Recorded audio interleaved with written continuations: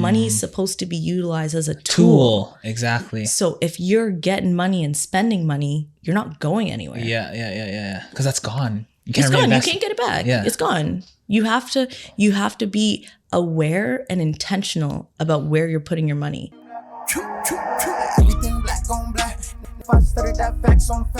Welcome back to another episode of the Black is the New Rich podcast. And today we got a very special guest. And to be honest, to me, she's a legend already at a young age. I'm not going to say her age, but I'm not going to keep talking because I want her to introduce herself.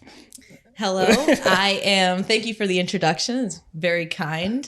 I am Shanika, but I go by Shaq. A lot of people know me as Shaq. Trust, I didn't know that was your full name. I know. It's funny because a lot of people don't know it's my real name. I've gone by Shaq since high school. Yeah. And I started emulating the stay humble and kind philosophy at that time, which is what Shaq stands for. Wow. So yeah, not a lot of people know my full name, Jeez. but I'm trying to now make the two more connect. Yeah. So you want to use your full name? No. I've got a professional portfolio, and then Shaq is like my coaching. True. Name? Yeah, it's my coaching persona. Even I would even go as far as to call it a persona, and so I don't mind being called either or. Okay. But I never use Shanika, and I want to start using it more. Really? It's a beautiful name. Yeah. Oh yeah. But see, like for example, that reminds me of Magic Johnson. His original name is Irving, but I think he legally actually changed it to Magic. Would you ever do that? I don't think so. No. I actually thought about changing my name in elementary school to Chino, which means happiness, and I think African or something. Interesting. I wanted to be known as Chino. Yeah. But I don't think I'd change it to Shaq. I like being able to switch back to Shanika. Yeah. So sorry, not to cut you off, but you're introducing yourself. Can you let people know like what you do right now? Yes. So I currently am a business owner, investor, philanthropist, keynote speaker, and coach. I'm now stepping into the role as mentor, which has been interesting, but those are the things that I do right now. I operate the largest youth mental and physical wellness facility in the country, and we're going and growing every day. Jeez, that's big time. Well, congrats on that. So I'm going to talk about what you're doing now. But before we talk about what you're doing now, can you give us a lead up from how you got to this person today? Lots of trials and tribulations. Mm-hmm. I think that I became the person I am today through getting to know myself, like a lot of self-development, a lot of self-awareness. Where did that start for you? Like after high school, after college, what were you doing? After college? Yeah. Me too, to be honest. Like during college, kind of, I started to wake up and be like, wait a minute, I need to... Who am I? That's right. Like there's something bigger here. And what am I going to do with it? And how am I going to do it? And I was always a varsity athlete too. Yeah. So it was like, I knew in the back of my mind that when I finished school, if I didn't go pro, I would need to do something. Yeah. And I always knew I didn't want to end up doing something I didn't love. Yeah, me too. I'm on the same thing. So what was the first thing that you started like after college? Elite Academy basketball. Yeah. Explain that. What is that? So Elite Academy, it started off as a program. It's a high performance program for basketball players. So I'll start there. It's a high performance program for basketball players. But the difference with that was I really wanted to cater to athletes off the court as well as on the court. Yeah. A lot of athletes struggle with depression and anxiety and really only know how to turn that off when they're participating in their sport. 100%. So when starting that business, it was really to try to strengthen the minds of athletes. I had a roommate in college who was the captain of the men's basketball team, amazing athlete. And then he graduated and everything just went downhill. Like that was it for him, you know? And I feel like that's a common story. It is a common that's thing. a common thing for athletes. 100%. As soon as you're done, you kind of you struggle to find a new identity outside of your sport, especially when you were the captain or the point guard. Because everything's performance based. That's right. So that was kind of my inspiration to starting that, and that's where everything started. And then the mindset. Yeah, I would say that. Okay, so right now you have correct me if I'm wrong, a 13,000 foot community center named Shaq's World. Yep. Explain Shaq's that. World Explain that. So Shaq's World Community Center, we opened the facility to tackle the underlying issues behind youth homelessness, addiction, and mental health. In the community that I live in Barrie, homelessness, addiction, and mental health are running rampant. So, and that hasn't changed at all since I was a kid, because I grew up there and experienced the same things that some of the kids are experiencing now. So with opening that, I took Elite Academy as well as what I studied. I studied behavioral science in school and really tried to merge the two together. And we opened Shaq's World. The final push for Shaq's World, though, was in June 2020 when the George Floyd incident took place.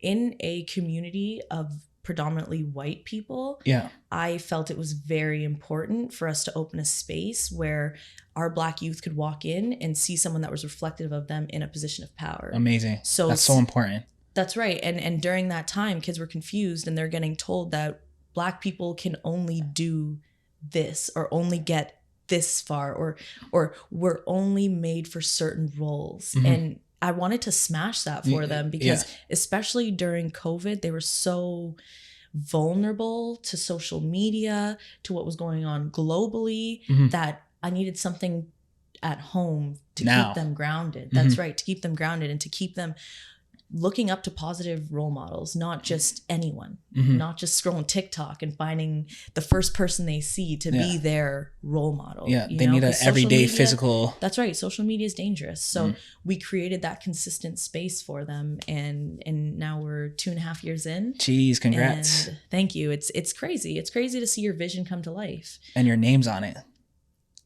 That part. And your name's on it. That's big time. Because I definitely it's a lot to carry, have to take a trip.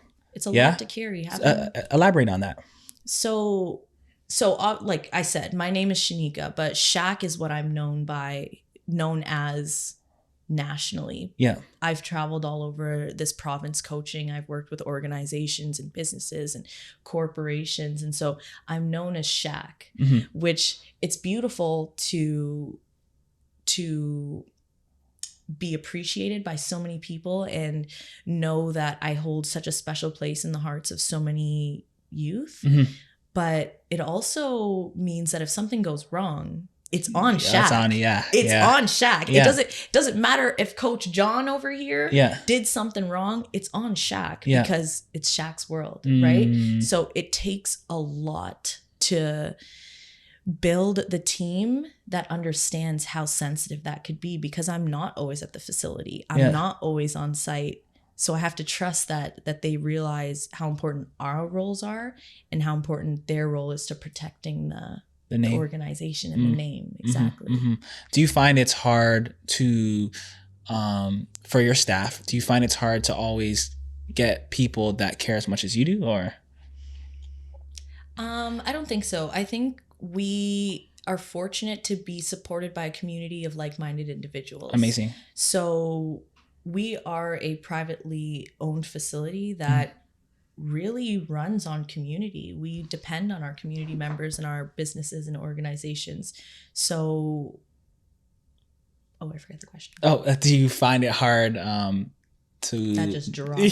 Sorry. Do you find it hard to get people to care as much as you do? No. We're fortunate to have like-minded individuals around us. I would say that the most difficult part for my staff is getting people to talk to them, because everyone wants to talk to you. Yeah. Everyone wants to talk to Shaq, and it's overwhelming sometimes, because you can imagine I'm trying to run this nonprofit organization that I built out of heart work, is what I call, for my community, but I also run businesses and I need to be making myself money so that I can do this. Yeah. So it becomes difficult because I have 4 staff members that don't have any luck. Sometimes I won't say all the time, but don't have any luck getting through to people because they want to talk to Shaq. If Shaq sends the email, it'll get done. But if anyone else is asking, it's like, it's pulling teeth. It just doesn't happen. So that would be one of the more difficult challenges. Things. Okay, cool. Balance and all that. So when we were talking, I was getting to know you. I was getting prepared for this episode, and one of the things that you said is you want to retire by 30. And the way you said it was like with so much like conviction that it sat with me for a couple of days, because a couple of days after I called you and be like, you know what? I want to make the episode about that, because I just seen how serious you were, and just getting to know you a little bit. I was like, you know what? Let's make the episode about retiring by 30. So can you elaborate what that means to you? Of course. So I made the decision, and you have to start with the decision. So I made the decision years ago, maybe when I was 21, that I wanted to live a comfortable life. Yeah. And that I wanted to retire by the time I was 30. And what does retire mean for you? It means working is optional. Okay. You know, I don't see myself, because I've built a life where everything I do, I love. Yeah. I don't see myself ever backing away from it and staying at home or leaving what I've built. Yeah. But I do want the option to show up if I want. Or go away if you want to. Go away if I want. Yeah. I had 2022 was one of the best years that I've had. I have a solid staff that allows me to travel 3 times a year. Amazing. And I'm starting to kind of see where I'm going, but that doesn't mean I don't want to come back, right? Yeah. So to answer your question, to me, retiring at 30 means that by the time I'm 30 years old, I'm comfortable and I'm living the life that I want to live. Mm-hmm. I'm living a life by my own design, you know? Okay. And it's peaceful, it's tranquil, and it's living, you know?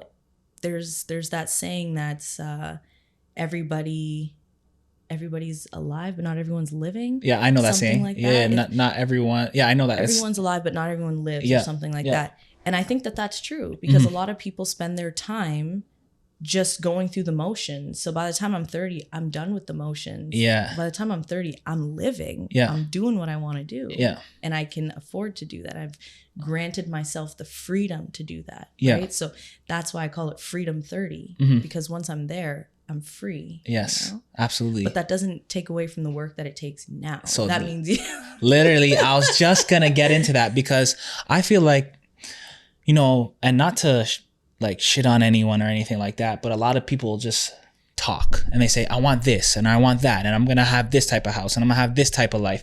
But if you look at their everyday life and their everyday mindset, it doesn't really correlate with what they want. So what is your mindset, and how are you correlating to like actually get there by 30? So I mentioned earlier about self-development and self-awareness. And I think that that's something that is often overlooked when it comes to building anything. If you want to be a millionaire, or if you want to just be comfortable, you have to be realistic with yourself. You have to be able to be aware about the goals that you're setting for yourself, because a lot of people set themselves up for failure with the goals that they put out. So one, I'm very self-aware with the goals that I have. I shoot for the moon. Yeah. Or what is it? I aim for the moon, shoot for the stars, or shoot for the moon, aim for the stars. Yeah. Whatever it is. That's how I tend to operate. But with that being said, I have grace with myself, because I'm shooting for such high goals and I'm striving to be extraordinary. I don't want to be ordinary in this life. I want to be extraordinary. I want for when I'm gone that I've left my legacy behind, and I've touched so many people. So that's what my mindset is. And there's a saying that I often say that is, it's not about the amount of material that we collect, but the amount of souls we affect in this life. That's big. And that's how I feel. Yeah. So you have to be aware enough to set those goals, and then be okay with not always getting to them right away. Yeah. Right? Yeah. And making sure that you're setting goals that are on par with where you're at. Like you said, if you're not willing to wake up at 5 a.m. every day, then what are we doing? What are you doing? Then you can't expect to manifest those goals. Right? So it's just being aware of what goals you're setting for yourself 100%. and realizing what you can do and what you may need to work on before you can do it, you know, because you can do whatever you want. There's steps. There's steps. So you mentioned something important to me, and I want to know further what you mean by it. Like you said, you give yourself grace. So for example, I'm an intense person. You can ask Damien. Sometimes I just get crazy, right? And I just want it. I want it. He'd be like, yo, Corey, just chill out. Please just chill out, right? And I'm like, no, F chilling out. Like, I don't got time. Gotta get it done. Yeah, I don't have time to chill out. So what do you have? Like, what would you say? How do you give yourself grace? So I had to learn very early in the game to give myself grace, because when you're shooting for the goals and exactly when you're shooting for goals that the people around you can't see, you're the only person that can give yourself grace. You're the only person, because you know what you're trying to accomplish. So when I say I give myself grace, I'll use 5 a.m. as an example, okay? So every day I wake up at 5 a.m. If I don't wake up at 5 a.m. one day, I'm not going to be like, oh, you want that life and you can't even get up? That's how you're feeling today? I'm never like that. I'm like, okay, maybe my body needed the rest. I work hard. So if I'm taking one day, that doesn't mean that I've given up or I failed. It means I'm human. Yes. So that's just an example of the grace that I give myself when I set a sales goal for myself. That goal is there, obviously, because I want to reach it. But usually the goal is outrageous. When I reach it, I'm like, hell yeah, how did I do that? Okay, let's go. But if I don't, I'm like, oh, I got so close. Are you kidding me? No one can tell me that I didn't work hard to do that. And I know what I'm capable of. So I'm going to give myself grace, because I'm going to try again. Might not be tomorrow, might not be next week. But like I said, I'm going to take the steps so that when I try again, I'm successful next time. And every opportunity is a learning opportunity. So you might as well show yourself grace. Look back at what you learned or what you did during the time, because everything's an experience. Take from it and grow. Okay. You can't beat yourself up for too long. Okay, I'm gonna take that advice, because sometimes I get hard on myself. Like, it's easy to get hard on yourself, especially in today's day when everyone's comparing themselves. You'd be surprised how many people patronize me because of my car. Like, what do you mean? Like, why? So what's I have a dream. I have my dream car. I got my dream car. And what is it? Oh, I have a Tesla. Oh, okay, nice. So I have a Model 3. And I love my car. But people don't see that as a piece of hard work, as, oh, she worked hard for that. She must have did. It's more, there's more comments like, oh, well, you don't have to pay for gas, so you can't be a part of this conversation. God. You know, like, just like side things. Yeah. That's backhand comments. It's backhanded compliments, but they don't understand that they're doing it because they're at a different frequency. So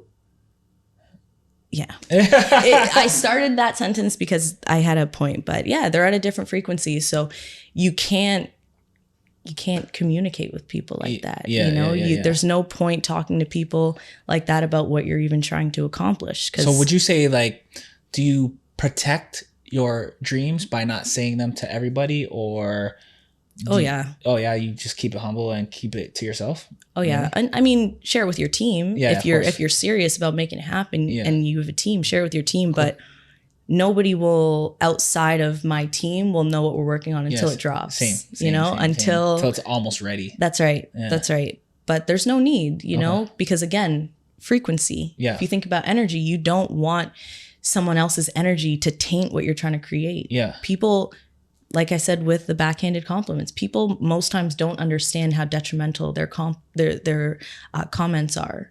Especially with someone who's trying to build something, or someone with a vision. It only takes one dream killer to stop you. Everything, literally. To make you second guess everything. Okay, jeez. Okay, so on 6 Buzz, something came out about the average retirement savings people are going to need is 1.7 million. So you want to do it by 30. Can you elaborate on that? Yes. So, like, what you're going to need. Oh, yeah. So to retire at 30, I mean, the obvious one is multiple streams of income. Yes, that's which the I'm going to obvious go one. into. Yeah. Yeah. The second one is discipline. Okay. So one of the things that I really had to do to start my process was reevaluate my relationship with money. Okay. And what money is and how it's used. Okay. So that you can. Can we give a ballpark number on what that I'm gonna get there. Okay. So I just, because before I say the number, I want everyone to realize that it is a process. Okay. Okay. So if you want to retire in the next 4 to 5 years comfortably, you'll need at least $15 million cash flow. Yeah. And you'll need to own a property. Okay. Or maybe 2. Okay. And that's just so that you. And 1 or 2 and plus other stuff. Yeah. Well, 1 or 2 properties. Yeah. $15 million. Yeah. You're comfortable. Okay. You can retire. Okay. And that is including inflation and rates going up. Mm-hmm. And if you think about 30 years ago. Pandemics. Yeah. You think about 30 years ago, $100,000 is $1 million now. Jeez, right? Just 30 years ago. So you have to think about things are just getting more and more expensive. So when you hear $15 million, sounds like a lot until you hit $1 million and you realize $1 million is not that much money. Yeah. So you have to, but those are the numbers. Okay. Geez. So let's get into the multiple streams of income. Can we get into what are you doing and what are your multiple streams of income? And then how did you get into them and how are you positioning them today to get to that retirement goal? So right now I have 3 companies and a nonprofit. Okay. So it's 4 streams, but I've got 3 streams that are going to be coming out this year. Okay. To position myself, one stream is just put away. You know, one stream like it of makes my cash flow or? Yep. One stream is just passive income. Okay. So the passive income is what you just put to the side. Okay. You don't want to. Can we get into that business, like what it is? Yeah. What is that one? It's, okay, I'm gonna get into it. I want to get into it. So I want people to know that this is attainable and realistic. And okay, if she says, "Oh, it's through this type of real estate or this type of move," I'm like, okay, well, I think I can do that too. So that's why I'm. Yeah. Okay. So my the company that I'm referring to in particular right now is called Edwards & Co. Consulting. So I started an insurance brokerage when I was 21 years old. Jeez. And it didn't start off a brokerage. I was an independent agent, and I realized that if I really wanted to maximize on the knowledge and the industry, that I needed to build a team. And if I wanted to create the residual income that I wanted, I'd need to build something larger than just being an independent. Yeah. So right now I work with individuals that have a collective shared experience of about 40 years in the industry. Wow. And so we've built this up to a 6-figure company that operates by itself. Yeah. It is in the insurance industry. So I focus on health insurance, life insurance, disability. Yeah. I said to you, I don't really like selling life insurance because I feel like I want to help people while they're alive. I want to bring smiles to people's faces during times of despair, you know? So you've been injured to a point where your life has changed forever. I want to show up and lift you up and help you there. I don't really want to work with dead people. Yeah. But that's one thing that building that team changed the game for me in the insurance industry, because now you don't have a cap on the amount of income you make. When you're in sales, you are the driver. You know, you are the pilot of your own life in sales. So now there's no cap. Now with residual income, and you get into something like life insurance, it never goes away. Your residual income. So you're getting the residual off of the packages that you guys sell. So and you get the packages off you sell and the packages off your team sells. And that's all coming as passively. And that's residual. So you have a baseline now, right? So if your residual income after 2 years of working in the industry is $1,000, then you know that every month, if you sit on your ass or not, you're getting $1,000. I mean, I wouldn't recommend sitting on your ass. But you know that your residual income is there. And so if you can build streams like that, multiple, your money's working for you. Like everything's doing everything. And as everybody's getting more clients and closing more deals. And then it grows and it grows and it grows. And actually, I was just talking about this. I'll drop it on here, but I have an opportunity right now because I'd like to expand. So if there is anyone out there that's interested in sales, I have the opportunity right now to pay up to $40,000 to train you. So join me. I'll train you, get you into this. And you can start to build your own portfolio. You can start to build your own residual income. So talk to me about the structure. So for example, do the people that work for you have their own teams as well, or no? So it's not an MLM thing. Okay. It's not like that. It's more, if you think about, how do I explain this? I don't take a percentage of anyone's sales. Oh, so so then how, explain it to me. It's in the client. That's right. In the industry, you choose from hundreds of thousands of different providers. So of those, when you make a sale, you get that income. Oh, okay. So whoever I work with, they get their own income, but because I'm a brokerage, I'm entitled to a percentage of that. Okay. So I'm not taking, but it doesn't come from their pay. It comes from the cost of the package. Okay. So I'm never taking from. Okay, that's sick. Yeah, it's not an MLM thing. It's a teamwork thing. Yeah, but it's not MLM. And so, do the people that work for you, do they get the residual? Yep, they get it too. Yeah. Okay, so they're making passive income too. That's right. It's and as long as you're willing to do the work. Like I said, there's no cap on the amount of money you can make. I remember my first week, when things really hit me and I realized what I got myself into. I was 22 years old. And I went and I drove 8 hours away to this small town because I'm like, in small towns, they're doing dangerous things all the time. These guys are dirt biking. These guys are in the forest. So I'm like, let me go there. I packed my car up with my little dog. We drove 8 hours away to this town and I made $15,000 that week. Just by talking to people. Week. Just talking to people, making sales, letting them know how I can help them now.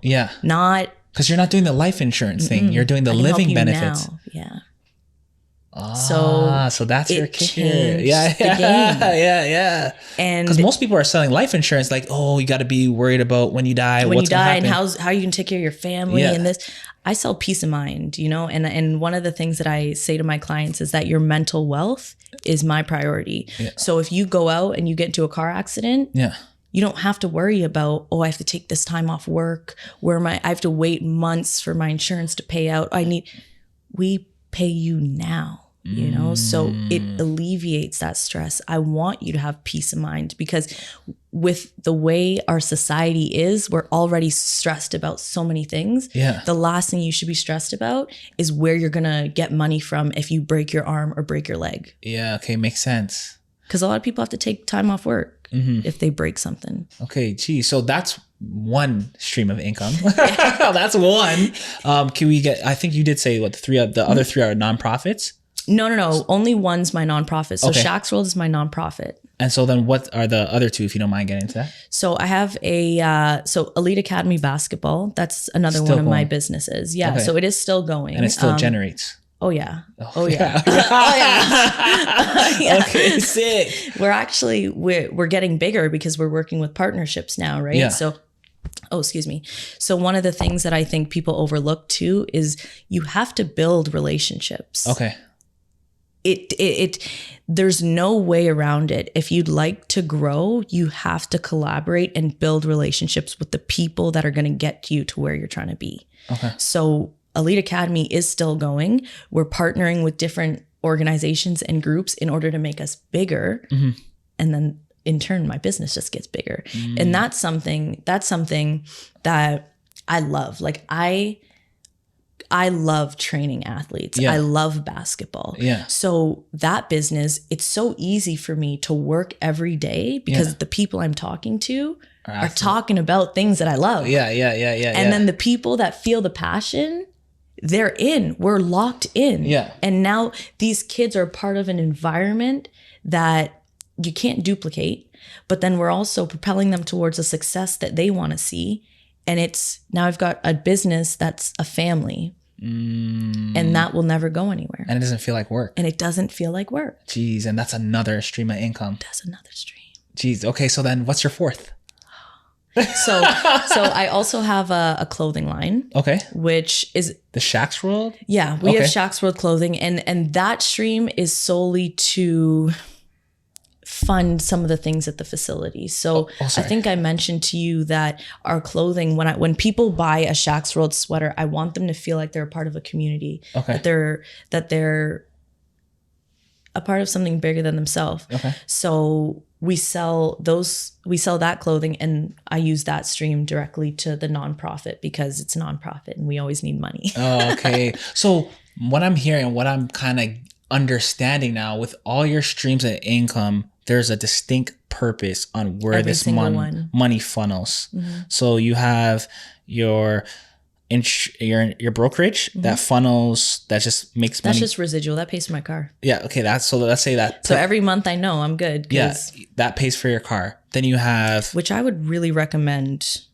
If you could get yourself into something that makes you residual income, and then you purchase something like a new car, make sure that it's with that residual. Yeah, you've already worked for that money. True. You're not working every month to pay that bill. Yeah. You earned that. Okay. So it's a little bit different than paying when you're paying a car work. Yeah, every month. Now you can say, I worked hard enough and I built up enough residual to treat myself and not even have to worry about treating it. It's just there. And it's a write-off. Makes sense. Come on, guys. Yeah. Makes sense. So the insurance pays for the car, and then the Shaq's World clothing funds the nonprofit, and EAB I continue to reinvest in. And that reinvested in all the businesses. And so now you have everything is, I would say that a majority gets reinvested every time. Can you give me a percentage? Because this is the thing that I'm trying to figure out now, because I'm literally, with anything that we make with this podcast, through the merch or what have you, and like the things that are going to come out, I'm always thinking about reinvesting. How do you pay yourself? So with EAB, I would say I reinvest about 80%. 80% of the overall revenue generated, we go towards making sure that the program is better than the year before. Okay. Or making sure that the athletes are having the best experience. Okay. Right? So you're constantly reinvesting to give yourself a facelift, whatever. Yeah. So that's 80%. 80%. Okay. You can pay yourself 20, the 80-20 rule. Okay. Have you heard of the 80-20? Yeah. Yeah. So you want to pay yourself less, but also, what are you doing with the money you're paying yourself with? When you have multiple businesses, there's the opportunity to you can spend money without spending money. Explain that, elaborate. And I think that I'm not a tax guru, okay? I got an accountant for this. Yeah. But when you have multiple businesses, almost everything you do is a write-off. Okay. Go out for lunch is a write-off. Yeah. Drive your car, it's a write-off. Yeah. You have a home office, it's a write-off. Yeah. So what are you doing with the extra money that you're paying yourself? Like me, for instance, I put it in a TFSA because realistically, I don't need any money. Yeah. I can live off of your tax write-offs. you know what I mean? Like I don't need to take for myself really, and I just need to put it away. Yeah. Where that's what I think people need to understand. Yeah, you could be making $1 million a year, but that $1 million doesn't go far if you're spending $1 million a year. True. So what are you reinvesting? Okay. So that next year you're worth $1.3 billion or $1 million. Yeah. And then you can take that 0.3 that you just earned. Yeah. And reinvest. So it's sense. Like you're constantly growing each business. And this is my method only because I want to retire at 30. Yes. If you want to ball out, ball out. Yeah. You know? So you're still very strict with I'm very frugal. Yeah, with your I'm the minimal millionaire, okay? Like, no, I'm very frugal. Like, I mean, my friends might not agree because I treat myself, and I'm never going to lie about that. But that's also because I work so hard and I don't. Let me tell you a story. Okay? When I first started my insurance company, I never got my nails done. Like, I never got my nails done because I said, I need to work hard enough to deserve getting my nails done before I go and spend this money every week. So if I have short, plain nails, that's how it's going to be until I'm making enough where I feel like you deserve it. I can go get nails without it being performative or without it being me going out of my way for something. Okay. And so now I get my nails done every other week. But I didn't, you know, you have to make those sacrifices. You have to sacrifice, and you have to know where you're going, right? Because back then nails were not my first priority. Like, yes, people were like, you're an insurance agent. You need to figure those hands out. You need to do something about that. But I'm like, it's not the right time. Yeah. It's not the right time. Once I get to a place where nails don't change my outputs. Exactly. My output, I will get nails. And now I get my nails done all the time. Yeah. Okay. So then talk about, like, you mentioned that you put a reserve of money in TSFA. Do you have properties as well? Like, how does that work? What's your portfolio now look like in terms of generating wealth? So I do have my TFSAs. I also do a lot of investing. I just recently started investing in startups and doing mentoring. Okay. But mostly I just put it away. I would like to buy a property. Yeah. I was going to buy a property 2 years ago, but it's just the market's been a little off right now. Yeah. Yeah. And also, so it's funny that you bring this up, because this is something that I'm battling with right now, because I can buy a house right now. Yeah. But I want a specific house. Like, my vision for myself. Do you want a primary residence? Okay. So Okay. My vision for myself is that I buy this $2 million lake house. Yeah. And I made it, you know, like, I'm back in my lake house, and I would feel like I accomplished something. But also I'm like, I could put $2 million into a duplex, into a triplex, and a multifamily, you know, and that would help my portfolio, but it would set me back, you know. But I'm like, but then I don't have a house. Yeah. But what's gonna the give? That's right. What's gonna pay off? Which looking nice in my multi-million-dollar mansion, which I'm not going to invite anyone to, because I don't invite people to my house. So you guys can see it from Instagram. Or buy this property, have it pay for itself, have some extra cash flow, but still rent somewhere. Right? So, like, there's all of these decisions to make when you get to a certain point. I actually think you made your decision already. I did. Yeah. I did. But these are the battles that I go back and forth with, because prior to making that decision, I had my realtor out there. Yeah. I was like, no, I'm doing it. You know what? I don't want to rent anymore. I don't want to rent anymore. But realistically, it's cheaper. Yeah. I could buy something and put a family in it. And I just don't think it makes sense for your type of goals.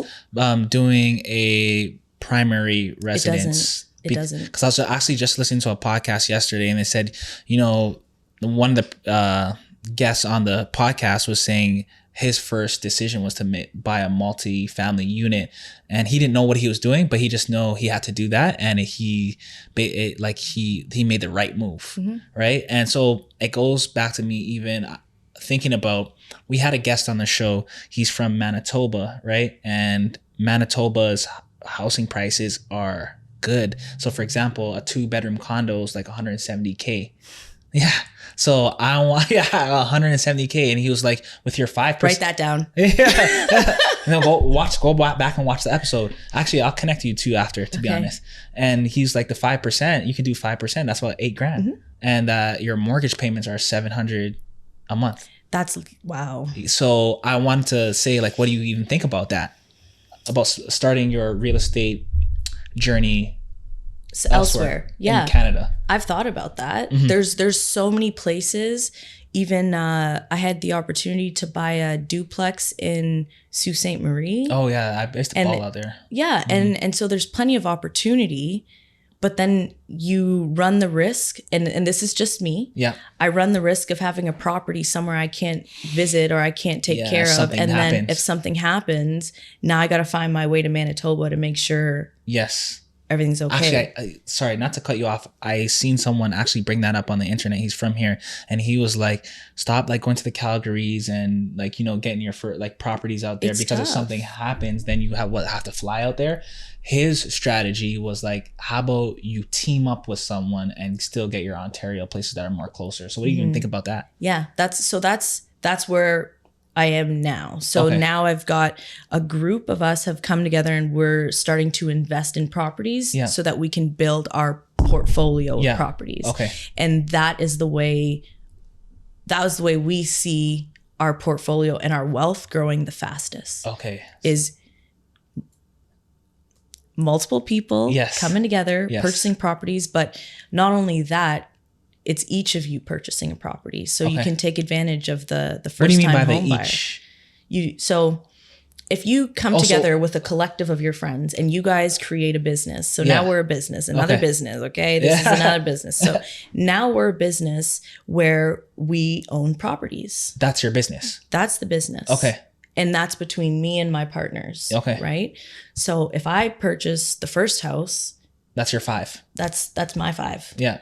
They purchase a house. That's their 5. Oh, smart. They purchase. That's their 5. Smart. Right. But we're all under the same umbrella. So now all 3 of those properties are our properties. Yes. But we've just taken advantage of the system 3 times. Okay. So that goes to another question. And I'm not a professional. Oh, okay. So hopefully I'm explaining it correctly, but that's where we're headed. Fair. What type of conversations are you guys having for an exit strategy when it comes to that? Well, you have to have contracts to begin with. Yeah. Of course. Yeah. So like, are you guys talking about, okay, 5 years, we'll have an option of selling, or 20, like what's your personal one? Yeah. So we have in 5 years, you can either be bought out or we can take whatever we've accumulated and buy another property. Okay. So we can continue to grow the portfolio, or if at that point you want to take your one house and then you can do that. But the idea is that you never buy out. Yes. And we continue to get bigger. People don't. They don't. You put your money in and it keeps getting bigger and bigger until we're buying apartment buildings. Yes. And then we're buying condos. And then you're the developer. Okay. And that's what one of my mentors did. So I'm watching and I'm learning. And I think that's important too when you want to get somewhere fast. Yeah. Put yourself in a room with the people that are doing it. Yeah. Stop listening to the people that are not doing it. Yeah. So are these people that you're teaming up with for the real estate aspect, are these friends and family, or how you meet these people? What type of conversations are you having? Because I think that's important for us to know. Huge. Yeah. So the people that I am working with, they're different. I would say they're a little bit of a different caliber because they're people that are like serial investors. Like, okay. So you're getting the game right now. Yeah, we're playing the game, Yeah. So the conversation started with, okay, we found out, and I don't know if this is information that everyone's known forever, but we found out that if you purchase a legal duplex, you save 25% on the mortgage. Okay, wow. So 20 or 25. So we were like, well, then why don't we get a duplex, one of us stay in it, and then rent the other part out? Like that makes the most sense. And the house that we looked at was a 6-bedroom, and we live in a town that is a college town. Yeah. Oh, that's easy to fill up. So we were like, okay, maybe this is where we start. We have one of us living on site because there was like this little studio, and then there was 4 bedrooms, and then there was a 3-bedroom apartment or a 2-bedroom apartment. Yeah. So it would have worked out, but that's where the conversation started. And then we started really thinking about the logistics. Okay, who's going to buy the house? How are we going to split up the down payment? How are you going to buy out if you want out? Yeah. When are you going to buy out when you want out? Because once you get into these kind of decisions, this has to be cut clear. It has to be. Because it's one thing to talk change with your friends, but once you get into properties and you're talking hundreds of thousands of dollars, sometimes millions, you have to have everything in black and white. And so it may feel offensive at first that people are like, contracts. Yeah. But it's worst case scenario. If something happens, worst case scenario, what's the best outcome for all of us? That's where you start. So it actually reminds me, we had a business lawyer on the show months ago, and he said contracts are actually a form of respect. 100%. And that's how I feel. Yeah, that's how I feel too now, especially like I just don't do anything without a contract, because it's what's my responsibility, your responsibility. It's right here. Yeah. There's no gray area to this. And I think that that's good business. Yeah, it is being able to hold your integrity and your commitment. And your commitment is huge. And again, if you're trying to go fast, you need to be able to keep your word. Yeah. We said earlier, people like talking. Yeah. I don't like talking. Yeah. I don't talk. Yeah. I'm so glad that we're having this conversation. But I don't talk. Yeah. You said that the first time. Yeah. I said you need to talk. Wow. You're like, this is my first time hearing you talk. I'm like, yeah, because I don't talk. I like to just do. Yeah. If you want to know what I'm up to, go look. Yeah. Like you can see everything. I'm not a social media. I'm not hiding behind anything. Yeah. But people need to. So when it comes to investing with friends or people, investors, always have your contract, right? And understand the escape plan. And start with the escape plan. Start with it first.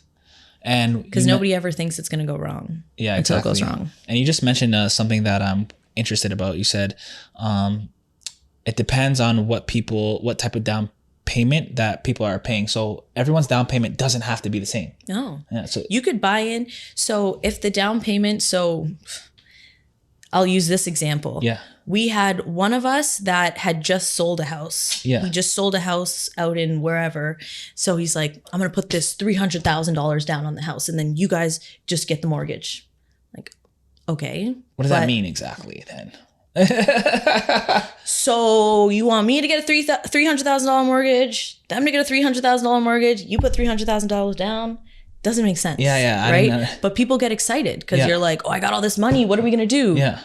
So it's first you try to hash out what are we going to do with this cash? Yeah. Because we have cash now. If that's the way we're going in, we have capital. So now we need to figure out, if you're putting 300,000, are you expecting me to match that? Mm-hmm. Or in 5 years, are you taking that plus what you're putting in? We need to figure that out. Okay. So we figured that out, and through research and conversations with lawyers and realtors, that was just a dumb idea. Yeah. He's like, what the hell are you putting $300,000 of cash into a house for? Yeah, you can just spread break that out. It up. Yeah, break it up. Yeah. Come on, guys. Yeah. 1 + 1. Yeah. But again, you don't know. And I'm not familiar with that space, with the real estate space. Yeah. So you go in with money, and so then you figure it out, and we figured it out. So we're not going to use the whole 300 for one spot. No, because it doesn't make sense. Yeah. What makes sense is to do what we just spoke about, and get 5 spots. Yes, invest in one under our umbrella. Yeah. And then all of those are residual. And again, those are just reinvesting. Like, it's not like one of the properties I'm going to take the extra that we get from the rent. Because you guys have the business umbrella. It's in the business. Yes. So repairs, renovations, someone misses rent, all of those things. It's not, oh, they have 3 or 4 houses and they're just collecting and they're living. It's not like that. And I think this is where you have to reevaluate what money is to you. Money is supposed to be utilized as a tool. Exactly. So if you're getting money and spending money, you're not going anywhere. Yeah. Because that's gone. It's gone. You can't get it back. Yeah. It's gone. You have to be aware and intentional about where you're putting your money. Mm-hmm. Because even something like Starbucks, okay? I used to love Starbucks. Yeah. And until my accountant was like, you need to stop going to Starbucks. And I was like, why? Yeah. I'm there once a day. Yeah. I get my drink, my favorite drink, and I move on. He's like, you spend $400 a month on Starbucks. $4 billion. Yeah. The way I choked, I was like, oh my goodness. Yeah. But people don't pay attention to those things. So you have to be intentional about where you're putting your money, because $400 burns a hole in some people's pocket. Yeah. I don't know how I was doing that. Yeah. But it's the reality. Eating out, going out with your friends. How much are you spending on those things? Yeah. And how much of those can you cut out to just put away? Yeah. Because now I'm saving $400 a month. Yeah. 100%. And that's reinvesting in your empire. That's right. and it's just going to keep doing its own thing. Okay. So for the person that's listening right now that has maybe, let's say $10,000, right? And they want to start to make a move and a change in their their finances. What advice do you have for them with only $10,000? First of all, I always recommend that you figure out your why. Why you have this $10,000, that's great. If you want to start a business, why? What is the business? Start with the why. Okay. Then once you figure out your why, try to put that $10,000 to work for you doing something you love. Okay. Can you give an example? Of course I can. Of course I can. So a lot of people are interested in fashion. Okay. Why do you like fashion? I could give an example and say, I'm really passionate about fashion because maybe it spoke to me when I was a kid. And now growing up, I don't think I'll lose that fire for passion. I don't think I'll ever get tired of creating new logos and new types of clothing and really, really harnessing my creativity for the rest of my life. Okay. I think I could do that. Okay. So now you work backwards.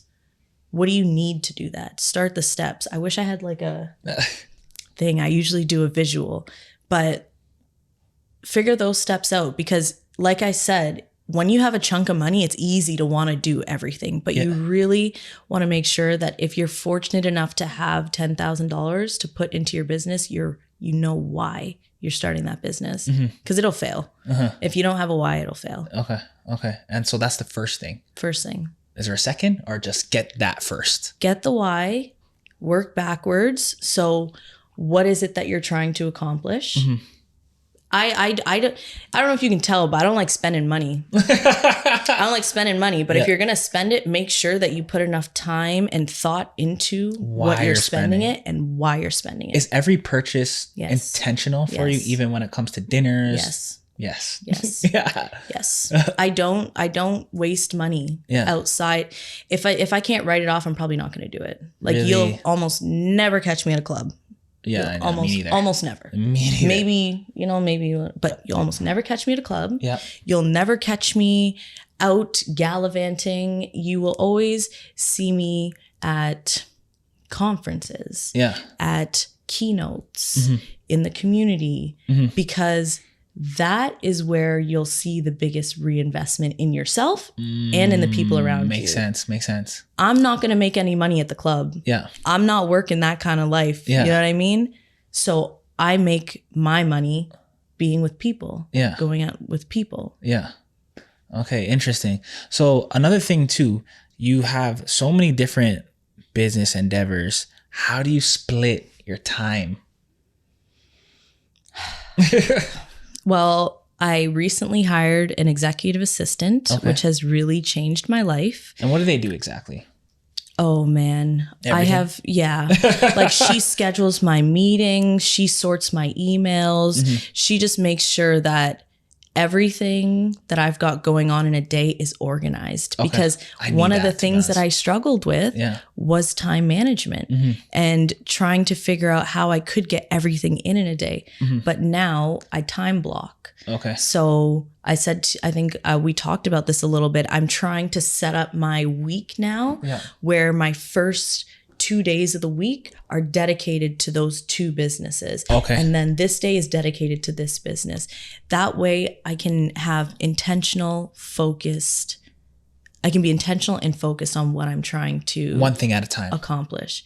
Yes, because I've been told a million times that although I think I'm good at multitasking, no one's good at multitasking. Yeah. You gotta do one thing. Yeah. It's actually not even a thing, to be honest. No, because the visual that pops into my head with multitasking now is like when you're flipping through browsers. Yeah. I saw there was a video that I watched, and that's what they described it as. All these programs may be running at the same time, but if you want to use one, you've got to open it to optimize it. Exactly. Otherwise there's just screens everywhere. Yeah. So that's kind of the way I visualize that now, and try to make sure that one screen's open at a time. If I'm working on Shaq's World stuff, I'm working on Shaq's World stuff.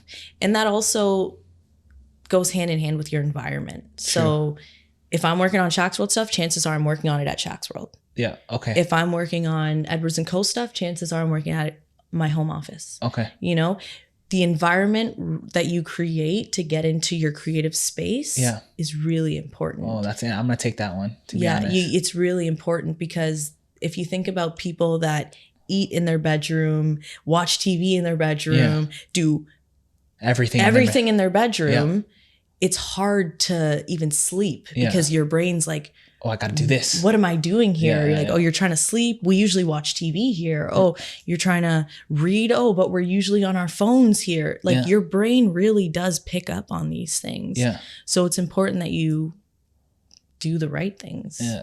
It's interesting how you said assistant, because eventually I do want to get an assistant, because I feel like for the amount of people that reach out, and sometimes it gets a little draining. Overwhelming, yeah. It's overwhelming, and I just need someone to like just constantly answer those messages so I can at least vet them before I speak to them, you know? Mm-hmm. So I definitely want to get there.